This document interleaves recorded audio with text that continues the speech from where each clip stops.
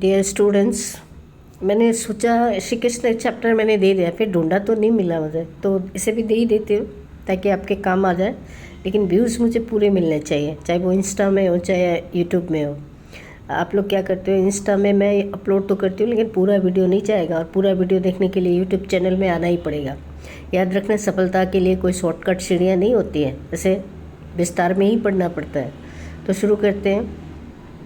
श्री कृष्ण आज से लगभग 5000 वर्ष पूर्व भारत की समृद्धि और संपन्नता चरम सीमा पर थी। यानी बहुत रिच था भारत, चाहे वो आर्थिक रूप से हो, चाहे वो सामाजिक रूप से हो, चाहे वो राजनीतिक रूप से हो, चाहे वो धार्मिक क्षेत्र से हो, पूरा संपन्न था, यानी पूरा रिच था वो।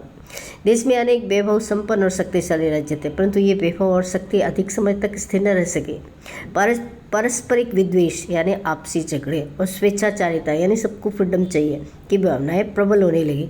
प्रजा जरासंध, शिशुपाल और कंस जैसे शासकों के दमन चक्र का शिकार होने लगी। तो प्रजा क्या कर रही थी, किन कौन कौन से दमन करने वाले शासक थे? शिशुपाल, जरासंध और कंस।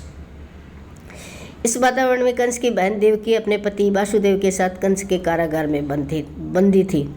तो किसके कारागार में बंदी थी और किसकी बहन थी? देवकी कंस की ही बहन थी, और कंस के बहन का पति का नाम यानी देवकी के पति का नाम वासुदेव था।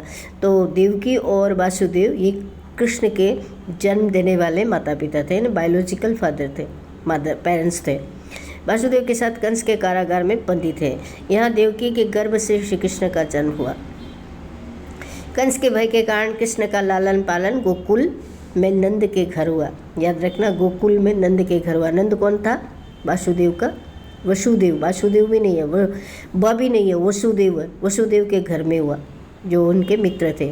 श्री कृष्ण बाल्य अवस्था से ही पराक्रमी और साहसी थे। कैसे थे? ये चारित्रिक विशेषताएं हैं श्री कृष्ण की, पराक्रमी और साहसी थे। उनके द्वारा किए गए कार्यों से लोग आश्चर्यचकित हो जाते थे। कंस को भय था कि कृष्ण उनके अत्याचारों के कारण उसको खत्म कर देंगे। इस भय के कारण वह कृष्ण को मारना चाहता था। वास्तव में श्री कृष्ण एक प्रतिभा संपन्न बालक थे। कभी तो वे बांसुरी के मधुर स्वर से सभी को आत्मिक सुख प्रदान करते, तो कभी कंस के अत्याचारों से गोकुलवासियों की रक्षा करते हुए लोकहित में यानी लोगों की भलाई में प्रवृत्त दिखाई पड़ते। श्री कृष्ण की शिक्षा दीक्षा संदीपन मुनि के गुरुकुल में हुई। तो ये भी इम्पोर्टेंट लाइन है, इसे भी अंडरलाइन कर लेना। श्री कृष्ण की शिक्षा दीक्षा संदीपन मुनि के गुरुकुल में हुई। कंस के स्वेच्छाचारी और क्रूर शासन के कारण प्रजा असंतुष्ट थे, यानी खुशी नहीं थी। गोकुल में कृष्ण ने कंस के अत्याचारों का विरोध करना आरंभ कर दिया। आरंभ बोलो या प्रारंभ बोलो, बातें की है। कंस ने कृष्ण के वध के लिए षड्यंत्र रचने शुरू कर दिए और उन्हें मथुरा बुलाया गया। कृष्ण अपने बड़े भाई बलराम के साथ मथुरा पहुँचे। कृष्ण का बड़ा भाई कौन था? बलराम।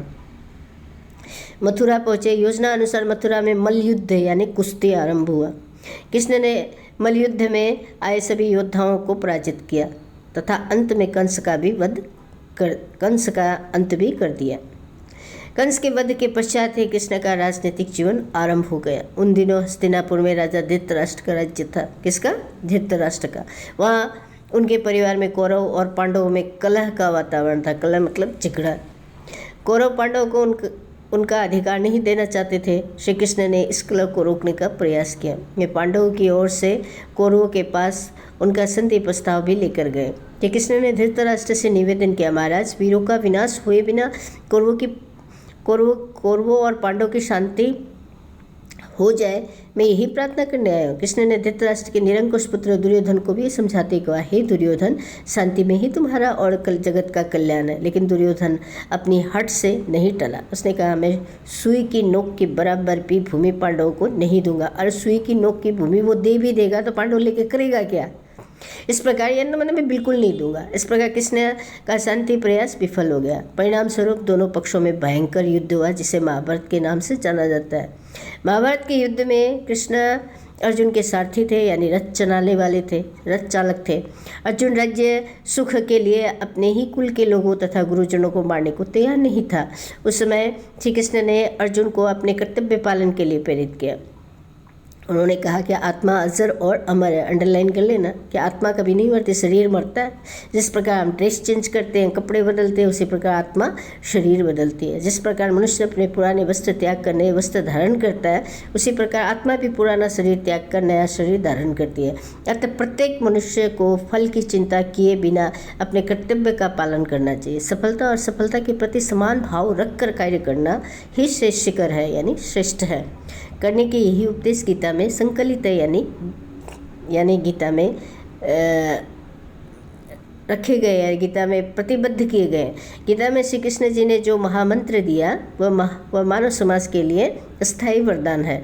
उसका मनन कर मनुष्य सांसारिक सुख से ऊपर उठकर कर्म करने की प्रेरणा लेता है। श्री कृष्ण का उपदेश सुनकर अर्जुन को अपने कर्तव्य का बोध हुआ, यानी ज्ञान हुआ। उसने वीरतापूर्वक युद्ध किया। श्री कृष्ण के कुशल संचालन से महाभारत के युद्ध में पांडवों की विजय हुई। श्री कृष्ण का संपूर्ण जीवन अत्याचार और अहंकार से संघर्ष करते हुए व्यतीत हुआ। अनेक निरंकुश राजाओं की प्राण आहुति महाभारत के युद्ध में। इसके पश्चात श्री कृष्ण द्वारिका नगरी के राजा हुए। उनकी पत्नी का नाम रुक्मिणी था। श्री कृष्ण का वंश बहुत विशाल था। उनकी यादव सेना भी एक समय पर अहंकार की वशीभूत हो गई, जिसका अंत भी आपसी लड़ाई के कारण ही हुआ। कहा जाता है कि एक शिकारी के द्वारा चलाए गए बाण से जो कृष्ण के पैरों में आकर लगा था, कि कृष्ण के सांसारिक जीवन का अंत हो गया। इसे याद रखना, एक शिकारी का पैर पे यानी तलवे पे लगा था और इसी के कारण उनका प्राणांत हो गया था, यानी अंत हो गया था। श्री कृष्ण के व्यक्तित्व के विषय में संक्षेप में कहा जा सकता है कि वे व्यक्ति नहीं, एक परंपरा थे। कौन? श्री कृष्ण। परंपरा मतलब एक ट्रेडिशन थे। वे दार्शनिक भी थे तथा एक कर्मयोगी भी थे। वे राजनीतिज्ञ भी थे तथा समाज सुधारक भी थे। वे योद्धा भी थे तथा शांति के अग्रदूत भी थे। इसलिए लोग उन्हें ईश्वर का अवतार मानते। अब आप पूछोगे ईश्वर तो मरता नहीं, फिर कृष्ण कैसे मरा? तो इन्होंने मानव का रूप धारण किया था, तो मानव को ही संदेश देने के लिए। देखो, भगवान भी मानव बन के अगर धरती पर आते हैं तो उनकी भी मृत्यु होती है। वैसे तो बता ही दिया कि शरीर मरता, आत्मा नहीं मरती। कंस को क्या भय था? श्री कृष्ण आकर कंस को मार डालेगा, उसके अत्याचारों का अंत कर देगा। कौरव पांडवों में कलह का क्या कारण था? आपसी विद्वेषता और स्वेच्छाचारिता थी। हस्तिनापुर का राजा कौन था? धृतराष्ट्र था। कृष्ण कहाँ के राजा हुए? कृष्ण द्वारिका के राजा हुए। यहाँ दिया हुआ देखो, उसी प्रकार पुराना शरीर। महाभारत के युद्ध में कृष्ण अर्जुन के सारथी हुए। कहाँ गया? यहाँ किताब से ढूंढ के लिखना, ऐसे तुक्का मत मारना। श्री कृष्ण द्वारिका नगरी के राजा हुए। ये रहा ये लाइन, द्वारिका नगरी के राजा हुए।